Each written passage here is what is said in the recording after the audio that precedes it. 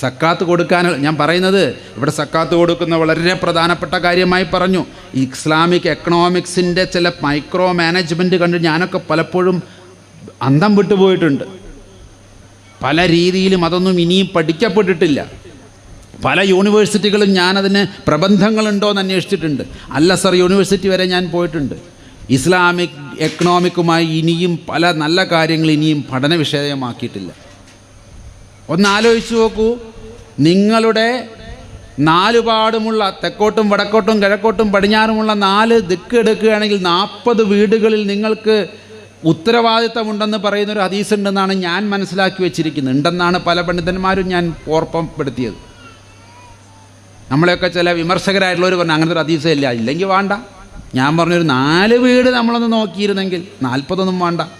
4 വീടുകൾ നമുക്ക് തെക്കും വടക്കും ചുറ്റും 4 വീട് നമ്മുടെ ഒരു മുസ്ലിമിന് ചുറ്റും 4 വീടുകളുടെ സുസ്ഥിതി അവൻ ഏറ്റെടുത്താൽ ഈ കേരളത്തിൽ റേഷൻ സംവിധാനം വിതരണം വേണ്ട, കേന്ദ്രത്തിൻ്റെയും വേണ്ട, കേരളത്തിൻ്റെയും വേണ്ട. അവനാരും പട്ടിണി കിടന്ന് മരിക്കൂല, അവരാരുടെയും മക്കൾ പഠിക്കാതിരിക്കൂല. എഡ്യൂക്കേഷന് വേണ്ടി നമുക്ക് കൊടുക്കാനായി സാധിക്കും. ഇത് ഓരോ ഇസ്ലാമിൻ്റെയും അത് എത്രത്തോളം മൈക്രോ ലെവൽ മാനേജ്മെൻറ്റാണ് ഇക്കണോമിക്സിൻ്റെ. പക്ഷെ ഇങ്ങനെയൊന്നുള്ളൊരു പ്രൊജക്റ്റ് ഇന്ന് വരെ ഒരു യൂണിവേഴ്സിറ്റികളിലും ഒരു സ്ഥലത്തും പഠിക്കപ്പെട്ടിട്ടില്ല എന്നുള്ളതാണ് എൻ്റെയൊക്കെ എന്നെപ്പോലുള്ള പുറമേ നിൽക്കുന്നവരിൽ നിന്നുള്ള വിഷമം. സക്കാത്ത് കൊടുക്കാൻ എളുപ്പമാണ്, പക്ഷെ ഈ ലെവലിലേക്ക് മാനേജ് ചെയ്യാനോ? മഹ്റൂമിനെ തിരിച്ചറിയുക എന്ന് പറഞ്ഞാൽ നമസ്കാരം കഴിഞ്ഞ് ഒരാളെ കാണുമ്പോൾ അവൻ്റെ ഉള്ളിൽ അല്ലാഹ് വജൂദായി അവൻ്റെ കണ്ണിലൂടെയും അവൻ്റെ നമസ്കാരം കൊണ്ട് ശുദ്ധമാക്കപ്പെട്ട ബോധത്തിലൂടെ ദൈവത്തിന് പ്രവർത്തിക്കാനും അവൻ്റെ കണ്ണിലൂടെ ആവശ്യമുള്ള മഹ്റൂമിനെ തിരിച്ചറിയുകയും ചെയ്യുന്ന വലിയൊരു സൈക്കോ സോഷ്യൽ ഡൈനാമിസം ഉണ്ട് ഇവിടെ. ഒരു സൈക്കോ സോഷ്യൽ ഡൈനാമിസം. അതൊന്നും ഇവിടെ ആരും ചർച്ച ചെയ്യുന്നുള്ളതാണ് ഞങ്ങളുടെയൊക്കെ എൻ്റെയൊക്കെ വിഷമം. അങ്ങനെ ഒരാൾ രാവിലെ എഴുന്നേറ്റ് സുബഹി നിസ്കരിച്ച് അൽഹംദുലില്ലാ എന്ന് പറഞ്ഞ് പുറത്തേക്ക് ഇറങ്ങുമ്പോൾ ഒപ്പം നിന്ന് സുജൂദ് ചെയ്തവൻ്റെ മുഖത്തേക്ക് നോക്കുമ്പോൾ ഇവൻ്റെ ഉള്ളിൻ്റെ എവിടെയോ ഒളിപ്പിച്ചു വെച്ചതിലും അപ്പുറം ദൈവത്തിൻ്റെ മുമ്പിൽ പരിശുദ്ധനായി ജീവിക്കുന്ന ഈ വ്യക്തിക്ക് എന്തോ പ്രശ്നമുണ്ടല്ലോ എന്ന് തോന്നി അവന് വേണ്ടുന്നത് അവനെ നിരീക്ഷിച്ച് ചെയ്തു കൊടുക്കുന്ന ഒരു പാരമ്പര്യം. ഇത് ഉമർ റളിയല്ലാഹുവിൻ്റെ കാലത്തും ഉസ്മാൻ റളിയല്ലാഹുവിൻ്റെ കാലത്തുമൊക്കെ അവരുടെ ജീവിതത്തിൽ അവർ പാലിച്ചിരുന്നു. അതുകൊണ്ടാണ് രാത്രിയിൽ തലമുണ്ടിട്ട് എല്ലാവരും ഉറങ്ങുന്ന സമയത്ത് തലയിൽ മുണ്ട് വലിച്ച് പുതപ്പ് വലിച്ച് ഇട്ടിട്ട് ഓരോ വീടിൻ്റെ പരിസരത്തും പോയി എന്താണ് ആ വീട്ടിൽ വല്ലതും തിന്നാനുണ്ടോ, കുട്ടികൾ കരയുന്നുണ്ടോ, കുട്ടികൾക്ക് എന്തെങ്കിലും ഭക്ഷിക്കാനുണ്ടോ എന്നതിൻ്റെ കണക്കെടുക്കുന്ന ഭരണാധികാരി. ഇന്നത്തെ ഭരണാധികാരിയൊക്കെ ഏത് വീടിൻ്റെ അപ്പുറം പോയാൽ അതൊക്കെ നിൽക്കുന്നത്, പോയാൽ വേറെ വല്ല ഉദ്ദേശത്തിനായിരിക്കും. അങ്ങനെയുള്ളവരുടെ കഥകളാണ് നമ്മുടെയൊക്കെ മതങ്ങളിൽ കൂടുതലുമുള്ളത്. എന്നിട്ട് സ്വന്തം വീട്ടിൽ ചെലവിന് വെച്ചിരിക്കുന്ന എണ്ണയും ഒലിവെണ്ണയും മാവും മറ്റ് കാര്യങ്ങളുമൊക്കെ സ്വന്തം തലയിൽ ചുമടെടുത്ത് കൊണ്ടുപോയി കൊടുത്ത ഖലീഫമാർ എത്രയുണ്ടായിരുന്നു നമുക്ക്. അത് ഏറ്റാൻ വന്നു കഴിഞ്ഞാൽ ഭൃത്യനോട് പറഞ്ഞു, ഇത് നിൻ്റെ കടമയല്ല, ഇത് എൻ്റെ കടമയാണ്. എൻ്റെ നാട്ടിലൊരു ഒരുത്തൻ പട്ടിണി കിടക്കുന്നുണ്ടെങ്കിൽ അത് നിൻ്റെ തലയിലേറ്റിച്ച് കൊണ്ടുപോകാനുള്ളതല്ല. അത്രത്തോളം വിനയം. ആ വീട്ടിലേക്ക് വേണ്ടുന്ന സാധനങ്ങൾ ഒരു രാജ്യത്തിൻ്റെ ഭരണാധികാരി തലയിൽ ചുമന്ന് കൊണ്ട് പോകുന്ന സൂക്ഷ്മതയുടെ പേരാണ് ഇസ്ലാം. അതായിരിക്കണം ഇസ്ലാം. ആർക്കെങ്കിലും എന്നോട് വിയോജിക്കാനുണ്ടോ? എന്നെ കേൾക്കുന്ന ഏത് മതത്തിലുള്ളവരും എന്നോട് പറയും ഇതിനെയാണ് ഞാൻ ഇസ്ലാം എന്ന് പറയുന്നത്. അത്രത്തോളം നിന്നോ? ഉമർ റളിയല്ലാഹുവിൻ്റെ കാലത്ത് ഉമർ പറഞ്ഞു എന്ന് പറയുന്നൊരു ഹദീസുണ്ട്. ടൈബ്രീസ് നദിയുടെ തീരത്ത് ഏതെങ്കിലും ഒരു കഴുത ഭക്ഷണം കിട്ടാതെ കരയുന്നുണ്ടെങ്കിൽ അതിൻ്റെ ഉത്തരവാദിത്തം ഞാൻ ഏറ്റെടുത്ത് രാജിവെക്കുന്നു എന്ന് പറയാൻ ധൈര്യമുള്ള എത്ര പഞ്ചായത്ത് മെമ്പർ, വാർഡ് മെമ്പർ മുതൽ അങ്ങ് പ്രധാനമന്ത്രി വരെയുള്ള എത്ര പേർക്കറിയാം? ഈ അർത്ഥത്തിലാണ് അവിടെയൊക്കെ മാതൃകാപരമായ പൊളിറ്റിക്സ്. അതായത് ഒരു കഴുത ഭക്ഷണം കിട്ടാതെ കരഞ്ഞാൽ മതി, ഞാൻ രാജിവെക്കുന്നു. ഇതിലുണ്ടോ പറയാൻ? അവനവൻ്റെ വാർഡിൽ കിടന്ന് മരിച്ചവരുടെ എണ്ണം അറിയാതെ പട്ടിണി കൊണ്ട് മരിച്ചവരുടെ എണ്ണം കൂടുന്ന കാലം. നമ്മുടെയൊക്കെ മൊത്തമായ ചില രീതികൾ കൊണ്ട് കേരളത്തിലൊക്കെ വളരെ കുറവാണെന്ന് കരുതിക്കോളി. പക്ഷേ ഇപ്പോഴും തമിഴ്നാട്ടിലും പല നോർത്ത് ഇന്ത്യൻ ഗ്രാമങ്ങളിലും ഇപ്പോഴും ഇതുണ്ട്. ഒരു നേരം തന്നെ എങ്ങനെ ഭക്ഷണം ഇപ്പോഴും കൊടുക്കുമെന്നറിയാത്ത ആളുകൾ ഇന്നും ഞാൻ കണ്ടിട്ടുണ്ട്.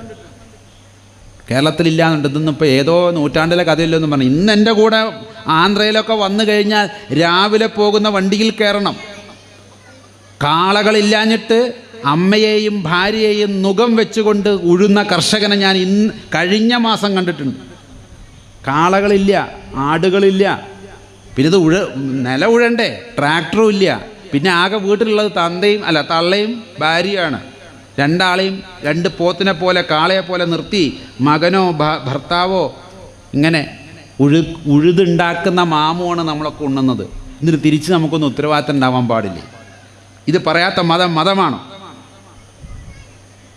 ഇത്രയും ഡൈനാമിസം ഉൾക്കൊള്ളുന്നതാണ് ചാരിറ്റി.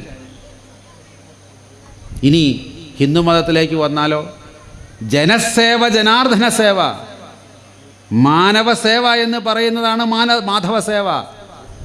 നരസേവ തന്നെയാണ് നാരായണ സേവ, ജീവസേവ തന്നെയാണ് ശിവസേവ എന്ന് പറയുന്ന എത്രയോ ശ്ലോകങ്ങൾ നമുക്ക് കാണാനുണ്ട്. ഈ ലോകം മുഴുവൻ ഒരു നീഢമാണ്, ഒരു കിളിക്കൂടാണ് എന്ന് പറയുന്ന അധ്യായങ്ങളുണ്ട്. നമ്മളെല്ലാവരും അങ്ങോട്ടും ഇങ്ങോട്ടും ഒന്നിച്ച് ജീവിക്കേണ്ട ഒരു കിളിക്കൂട്ടിൽ എങ്ങനെയാണോ അതിലെ കുട്ടികളെല്ലാം ഒന്നിച്ച് ജീവിക്കുന്നത്, അതുപോലെ അങ്ങോട്ടും ഇങ്ങോട്ടും ഉത്തരവാദിത്തമുള്ളവരാണെന്നാണ് എൻ്റെ അർത്ഥം.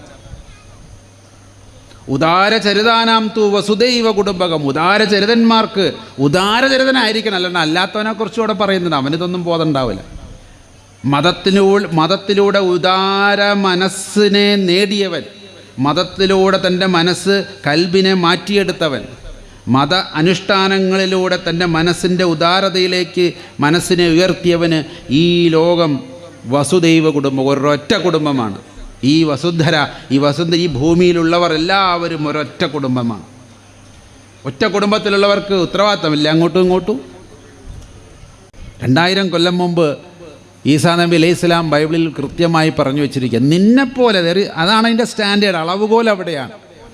നിനക്കത് ആവശ്യമുണ്ടെങ്കിൽ നിന്നോട് എങ്ങനെ പെരുമാറണമെന്ന് നീ ആഗ്രഹിക്കുന്നു അതുപോലെ തിരിച്ച് പെരുമാറുക. യാക്കോബ് അപ്പസ്തോലൻ്റെ ഒരു ലേഖനമുണ്ട് അവസാനം ബൈബിളിൻ്റെ ലാസ്റ്റ് ഭാഗങ്ങളിൽ. കൃത്യമായി അദ്ദേഹം പറയുന്നു, കാണപ്പെടാത്ത ദൈവത്തെ സ്നേഹിക്കുന്നു എന്ന് പറയുകയും കാണപ്പെടുന്ന സഹോദരനെ ദേഷിക്കുകയും അവൻ്റെ കാര്യങ്ങൾക്കൊന്നും നിന്നുകൊടുക്കാതെ അവൻ്റെ ആവശ്യങ്ങൾക്ക് മുഖം തിരിഞ്ഞു നിൽക്കുന്നവനൊക്കെ കള്ളനാകുന്നു. ഒരാളുടെ കള്ളൻ എന്നതിൻ്റെ ഡെഫിനിഷൻ യേശു സമ്പ്രദായം, യേശു മാർഗം പറയുന്നത് അതാണ്. യേശുവിൻ്റെ അപ്പസ്തോലന്മാരത് പറയുന്നത് അങ്ങനെയാണ്. സ്നേഹമില്ല എങ്കിൽ നിങ്ങൾ മുഴങ്ങുന്ന ചേമ്പലയോ കൈത്താളമോ ഒക്കെ ആകുന്നു എന്ന് പൗലോസ് ശ്ലീഹ കൊരിന്ത്യക്കാർക്ക് എഴുതിയ ലേഖനത്തിൽ പറയുന്നുണ്ട്. Without love you are nothing. ഈ സ്നേഹത്തിൻ്റെ പ്രഫുല്ലമാണ് നമ്മളെല്ലാം ഇത്തരം പ്രവർത്തനങ്ങളിലൂടെ കാണിക്കേണ്ടത്, കാണുന്നത്. ഇനി ഞാൻ നേരത്തെ സൂചിപ്പിച്ചൊരു അത്ഭുതമുണ്ടല്ലോ, എന്നെ എപ്പോഴും അത്ഭുതപ്പെടുത്തിയിട്ടുണ്ട്. നോട്ട് എ വണ്ടർ, ഇങ്ങനെ എന്നുള്ള അർത്ഥത്തിലല്ല, അതൊരു വല്ലാത്തൊരു ഒരു ചോദ്യചിഹ്നമായി നിൽക്കുന്നുണ്ട്. യേശു രണ്ടാമതും വരുമ്പോൾ, ഈസാ നബി അലൈഹി സ്വലാം രണ്ടാമതും വാനമേഘങ്ങളിൽ വരുമെന്ന് മുസ്ലിങ്ങളും വിശ്വസിക്കുന്നുണ്ട്. അദ്ദേഹം ഇവിടെ അങ്ങോട്ടും ഇങ്ങോട്ടും ഒരു ജഡ്ജ്മെൻ്റ് നടത്തുമെന്നും രണ്ട് മതങ്ങളും വിശ്വസിക്കുന്നുണ്ട്. അതിൽ പ്രത്യേകിച്ച് ഈസാ നബിയുടെ വരവുമായി ബൈബിളിൽ പറയുന്നൊരു കാര്യമുണ്ട്. അവർ ലോകത്തിലുള്ളവരെ രണ്ടാക്കി വിഭജിക്കും. ഇടത്ത് നിൽക്കുന്നവർ ഒരു ഭാഗവും വലത് നിൽക്കുന്നവർ ഒരു ഭാഗവും. ഇടത് ഭാഗത്ത് നിൽക്കുന്നവരോട് അവൻ കൽപ്പിക്കും, നിങ്ങളെനിക്ക് വിശന്നു, ഭക്ഷണം തന്നില്ല. നിങ്ങളെനിക്ക് ദാഹിച്ചതായി കണ്ടു, നിങ്ങളെനിക്ക് വെള്ളം തന്നില്ല. ഞാൻ നഗ്നനായിരുന്നു, നിങ്ങളെന്നെ ഉടുപ്പിച്ചില്ല. ഞാൻ കാരാഗ്രഹത്തിലായിരുന്നു, നിങ്ങളെന്നെ വന്ന് കണ്ടില്ല. അവർ ചോദിച്ചു, ഇതൊക്കെ എപ്പോൾ? താടിയും മുടിയും വെച്ച് ഗ്ലോഹയൊക്കെ ഇട്ട ഒരാളെ ഞങ്ങൾ കണ്ടിട്ടില്ല ബുദ്ധിമുട്ടിൽ. അതുകൊണ്ട് തന്നെ നിൻ്റെ മുഖച്ഛായുള്ളവരെയൊന്നും ഞങ്ങൾ കണ്ടിട്ടില്ലല്ലോ, പിന്നെ ഞങ്ങളെങ്ങനെ തിരിച്ചറിയും നീ വന്നു എന്നത്? ഞങ്ങളുടെ അടുത്തേക്കൊക്കെ വന്നു എന്തെന്നാ ഉറപ്പ്? അപ്പോൾ പറയുന്നൊരു വാചകമാണ്, whatsoever you do to the least of my brothers and sisters that you do unto me. ഈ എളിയ സഹോദരി സഹോദരന്മാർക്ക് നിങ്ങൾ എന്തെങ്കിലും ചെയ്തിട്ടുണ്ടെങ്കിൽ അത് എനിക്ക് തന്നെയാണ് ചെയ്തിട്ടുള്ളത്. ചെയ്യാതിരുന്നപ്പോൾ അത് എനിക്ക് തന്നെയാണ് ചെയ്യാതിരുന്നിട്ടുള്ളത്. ഈ വലത് ഭാഗത്തുള്ളവരോട് പറയും, എനിക്ക് ദാഹിച്ചു, നിങ്ങളെനിക്ക് വെള്ളം തന്നു. എനിക്ക് ഭക്ഷണമില്ലായിരുന്നു, നിങ്ങളെനിക്ക് ആഹാരം തന്നു. ഞാൻ കാരാഗ്രഹത്തിലായിരുന്നു, എന്നെ വന്ന് കണ്ട് ആശ്വസിപ്പിച്ചു. ഞാൻ നഗ്നനായിരുന്നു നിങ്ങൾ എന്നെ ഉടുപ്പിച്ചു എന്ന് പറഞ്ഞ് ഒരുപാട് കാര്യങ്ങൾ പറയുമ്പോൾ അവരും ചോദിക്കും, ഞങ്ങളിങ്ങനെയുള്ളൊരു ഫിഗറിന്, യേശു എന്ന് പറയുന്ന ഒരു ഫിഗറിന് ഞങ്ങളിതൊന്നും ചെയ്തിട്ടില്ലല്ലോ. അപ്പോഴും അദ്ദേഹം പറയുന്നത്, whatsoever you do to the least of my brothers and sisters that you do unto me, അത് നിങ്ങൾ എനിക്ക് തന്നെയാണ് ചെയ്തത്. എന്നിട്ട് അവരോട് പറയും പിതാവിൻ്റെ മഹത്വത്തിലേക്ക്, പിന്നെ അവരെ സ്വർഗത്തിലേക്ക് കൊണ്ടുപോകുന്നൊരു കാഴ്ചയൊക്കെയാണ്. അപ്പോൾ മറ്റുള്ളവർ ഒന്നുകൂടി പറഞ്ഞു നോക്കും, ഞങ്ങൾ നിൻ്റെ പേരിൽ പല അത്ഭുതങ്ങളും പ്രവർത്തിച്ചിട്ടുണ്ട്. കണ്ണ് കാണാത്തവർക്ക് കണ്ണ് കൊടുത്തു, മൂക്ക് കേൾക്കാനില്ലാത്തവർക്ക് മൂക്ക് കൊടുത്തു, ചെവി കേൾക്കാത്തവന് ചെവിട് കൊടുത്തു, ഊമയെ സംസാരിപ്പിച്ചു, പള്ളി പണിതു, അത് ചെയ്തു, ഇത് ചെയ്തു എന്നൊക്കെ ഒന്ന് ലിസ്റ്റ് ഔട്ട് ചെയ്യും അവർ ചെയ്ത അത്ഭുതങ്ങൾ. നിൻ്റെ നാമത്തിൽ ഞങ്ങളിതൊക്കെ ചെയ്തില്ലേ? ആ പറയുന്ന ലാസ്റ്റ് വാചകം എന്നെ എപ്പോഴും ഷെയ്ക്ക് ചെയ്യുക. എപ്പോഴും എനിക്കത് കേൾക്കുമ്പോൾ ഒരു വിറയലാണ്. യേശുവിൻ്റെ വാചകം കടമെടുത്ത് പറയുകയാണെങ്കിൽ, ഐ നെവർ ന്യൂ യു, ഞാൻ നിങ്ങളെ ഒരു നാളും അറിഞ്ഞിട്ടില്ല. എന്തൊരു കഷ്ടമെന്ന് ആലോചിച്ച് നോക്കി. ഇതൊക്കെ ചെയ്തിട്ട് യേശുവിൻ്റെ നാമത്തിൽ ഇതെല്ലാം ചെയ്തിട്ട് അവസാനം പറയാം ഞാനത് അറിഞ്ഞിട്ടേ ഇല്ല. അറിഞ്ഞു ചെയ്തത് തെറ്റായിപ്പോയി എന്ന് പറഞ്ഞാൽ നമുക്കൊരു ഒരു ഒരു സ്കോപ്പുണ്ട്. ഇതൊക്കെ പുള്ളിക്കാരൻ അറിയുന്നുണ്ടായിരുന്നു. പക്ഷേ ദൈവികമായ തിയോളജി അല്ലെങ്കിൽ ദൈവത്തിൻ്റെ ചില രീതികൾ ഇങ്ങനെയാണ്.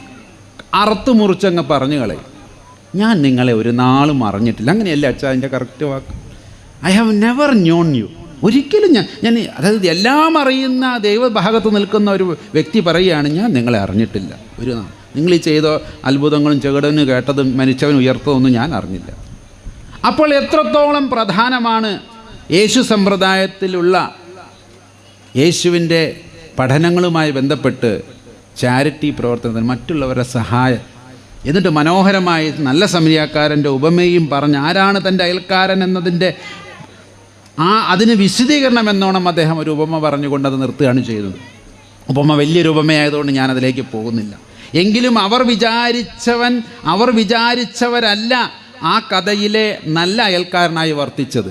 അതേ മതത്തിൽപ്പെട്ട പുരോഹിതനോ അതേ മതത്തിൽപ്പെട്ട കപ്യാരി പണിയെടുക്കുന്നവനോ അല്ലെങ്കിൽ അതുമായി ബന്ധപ്പെട്ട ആ ക്ഷേത്രവുമായി ബന്ധപ്പെട്ട് അല്ലെങ്കിൽ പള്ളിയുമായി ബന്ധപ്പെട്ട് ഉപജീവനം നയിക്കുന്ന ലേവ്യനോ പുരോഹിതനോ അവരൊന്നുമല്ല യേശു പറഞ്ഞു കൊടുത്തുള്ള അയൽക്കാരൻ.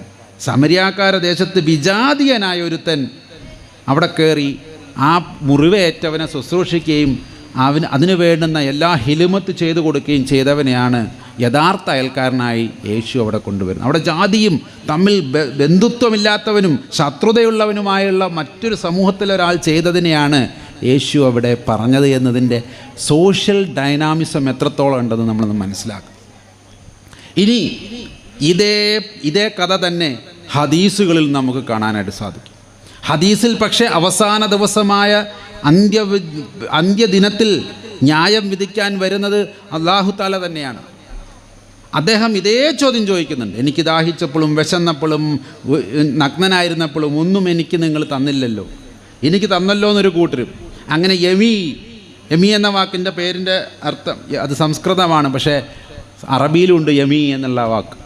വലതുവശത്ത് നിൽക്കുന്നവൻ എന്നൊക്കെയാണ്, വലതുവശത്തിൻ്റെ ആൾക്കാർ എന്നൊക്കെയാണ് അർത്ഥം. യമി എന്നുള്ള വാക്കിൻ്റെ അർത്ഥം ഇവിടെ ഇവരോടൊക്കെ ഉസ്താദ് തലയാട്ടുന്നുണ്ട്.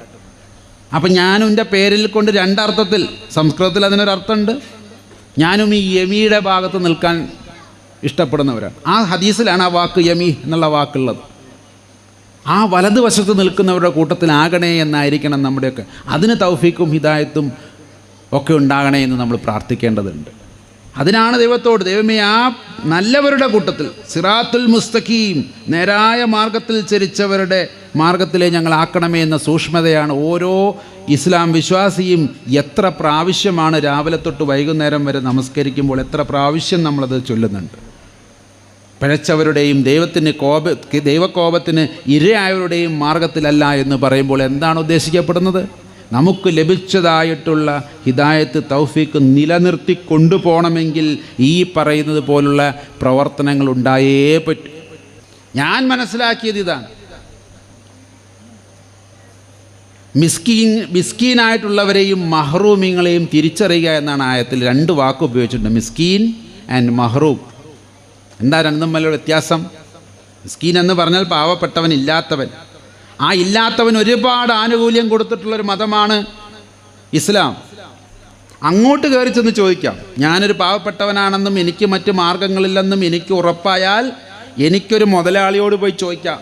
ഞാൻ ചെന്ന് വിശ്രമിച്ച മുതലാളിയുണ്ട് ഇവിടെ, ബിജു, ബിജു സാറിൻ്റെ വീട്ടിലാണ് ഞാൻ. അദ്ദേഹത്തിൻ്റെ വീട്ടിലേക്ക് ധൈര്യമായിട്ട് ചെന്നിട്ട് ചോദിക്കാം, നിങ്ങളുടെ സക്കാത്തിന് എനിക്ക് അർഹത ഉണ്ട്, തരാൻ പറ്റുമോ എന്ന്. അത് ഇസ്ലാം കൊടുക്കുന്നൊരു സ്വാതന്ത്ര്യമാണ്. മറ്റൊരു മതവും കൊടുക്കാത്ത ഒരു പ്രത്യേക എക്കണോമിക്കൽ രീതിയാണ്. ആവശ്യക്കാരന് കയറി ചെന്ന് എൻ്റെ അവകാശം തായോ എന്ന് പറയാനുള്ള ഒരു ഡൈനാമിസം അത് വേറെ. മറ്റവരൊക്കെ കൊടുക്കുന്നവൻ്റെ കാരുണ്യത്തിലാണ് ആശ്രയിക്കുന്നത്. ഇത് വാങ്ങുന്നവൻ്റെ അവകാശത്തിന്മേലാണ് സക്കാത്ത് നിലനിർത്തുന്നത്. അതുകൊണ്ട് മിസ്കീന് നിങ്ങൾ കൊടുത്തില്ലെങ്കിൽ ചോദിച്ചു വാങ്ങിക്കോളും. പക്ഷേ ഈ രണ്ടാമത് പറഞ്ഞ മഹ്റൂമുകളുണ്ടല്ലോ, മഹ്റൂമീങ്ങൾ, ഹറാമാക്കപ്പെടുക എന്ന വാക്കിൻ്റെ മറ്റൊരു രൂപമാണ് മഹ്റൂം. എന്ത് ഹറാമാക്കപ്പെട്ടവൻ? ദൈവം തന്നെ ചിലവർക്ക് സമ്പത്ത് ഹറാമാക്കപ്പെട്ട് കൊടുത്തിട്ടുണ്ട്. നീ അത് ഈ ജന്മത്തിൽ ഉപയോഗിക്കേണ്ട എന്ന് പറഞ്ഞത് നല്ല അർത്ഥത്തിലാണ്. കാരണം അതുകൊണ്ടുണ്ടാകുന്ന ദോഷങ്ങളിൽപ്പെട്ട് അവൻ ഇഹവും പരവും നഷ്ടപ്പെടാതിരിക്കാൻ ദൈവം തന്നെ ചിലവർക്ക് സമ്പത്ത് ഹറാമാക്കി കൊടുക്കും. ആ കൂട്ടത്തിലൊക്കെ പെട്ടാൽ ഞാൻ കേട്ടോ. കാരണം ഈ ഒരു വിധാനത്തിൽ ജീവിക്കുമ്പോൾ, ഇപ്പോൾ ഇവിടെ വന്നപ്പോൾ അവർ പറഞ്ഞു 2 നേരത്തെ കുറച്ച് എന്താണ് പച്ചക്കറി തിന്നണം. അതിനൊന്നും ഇത്ര വലിയ സമ്പാദിക്കേണ്ട കാര്യമൊന്നുമില്ല. എന്നാൽ ലക്ഷക്കണക്കിന് രൂപ ശമ്പളം വാങ്ങിയിരുന്ന ഒരാളായിരുന്നു ഞാൻ. പിന്നെ മനസ്സിലായി എന്തിനാപ്പത്. ആ സമ്പത്ത് ദൈവം ഹറാമാക്കപ്പെട്ടൊരു സമയമുണ്ടായിരുന്നു. അതിൻ്റെ അർത്ഥം എല്ലാവർക്കും അല്ല കേട്ടോ, മഹ്റൂമിനെ സംബന്ധിച്ചായി പറയുന്നു. അങ്ങനെയുള്ളവർ എങ്ങനെയാണ് ജീവിക്കുക പിന്നീട് എന്ന് ചോദിച്ചു കഴിഞ്ഞാൽ, അവരാരും അവരുടെ ദൈന്യത മറ്റുള്ളവരെ കാണിക്കാൻ ഇഷ്ടപ്പെടില്ല, അത് ചർച്ച ചെയ്യില്ല. അവൻ്റെ വീട്ടിൽ അടുപ്പ് പുകഞ്ഞിട്ടില്ലെങ്കിലും ഭാര്യയ്ക്കും മക്കൾക്കും പട്ടിണിയാണെങ്കിലും അവൻ ചോദിക്കില്ല. ഇത് അവകാശമായി ഞാനൊരു മിസ്കീനാണെന്ന ബോധത്തിൽ ചെന്ന് ആരോടും ചോദിക്കില്ല. കണ്ടറിഞ്ഞ് ദൈവം തന്നെ അതിനുള്ള പരിഹാരം മറ്റുള്ളവരിലൂടെ ചെയ്തു കഴിഞ്ഞാൽ അവനത് വാങ്ങും.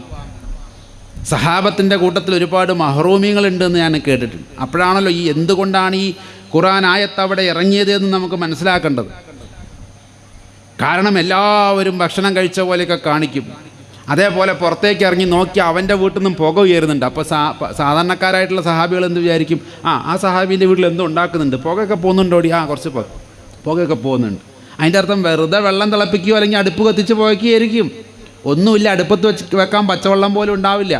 എന്നിരുന്നാലും അവൻ ആരോടും ചോദിക്കില്ല. അവൻ ദൈവത്തിൽ ഭരമേൽപ്പിച്ചവനാണ്. ദൈവമേ, എനിക്കിത് നിഷേധിച്ചത് നീയാണെങ്കിൽ നീ തന്നെയാണ് ഇതിനൊരു പരിഹാരം ചെയ്യേണ്ടത് എന്ന ബോധത്തിൽ നിൽക്കുന്നവനാ. അങ്ങനെയുള്ളവൻ പോയി ഇറക്കൂല, ചോദിക്കൂല. അല്ലെങ്കിൽ അവന് ചോദിക്കാനുള്ള അർഹത അല്ലെങ്കിൽ അങ്ങനെ ചോദിക്കാനുള്ള മനസ്സവനുണ്ടാവില്ല. അങ്ങനെയുള്ളവരെ മനസ്സിലാക്കുന്നത് നമസ്കാരം നിലനിർത്തുന്നവനാണ്. അതാണ് നമസ്കാരം നിലനിർത്തിയവൻ്റെ ലക്ഷണം.